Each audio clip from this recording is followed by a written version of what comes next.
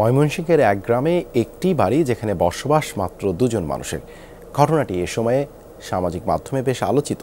তবে সরেজমিনে দেখা যায় বাড়িটি একরকমের পরিত্যক্ত। বহুদিন হয় সেখানে থাকেন না কেউ। ময়মনসিংহের ঈশ্বরগঞ্জ ঘুরে এসে আরও জানাচ্ছেন তাজনুল ইসলাম, ছবি তুলেছেন নাহিদ হোসেন।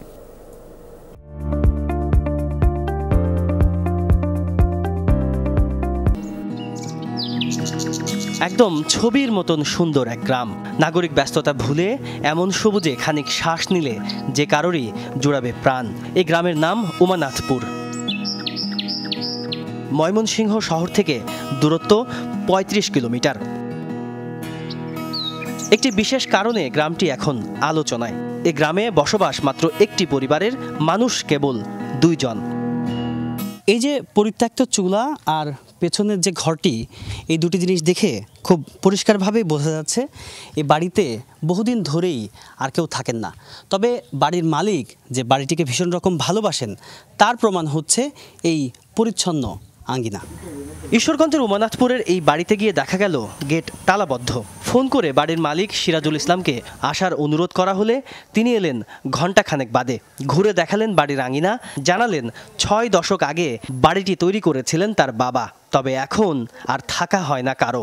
আমি তালাটা মারি আর সিকিউরিটি লাইটটা বিকালে দিই, যে ছেলেটার কবরটা আলোকিত থাকবে এনে দিয়ে তালা তোলা মারিয়া ওই যে আমার ছোট ভাই আমার ভাইয়ের বাড়িতে যাই, বাড়ি থেকে যাইয়া ওখানে খাওয়া দাওয়া করি, ওখানে রাত্রি যাপন করি।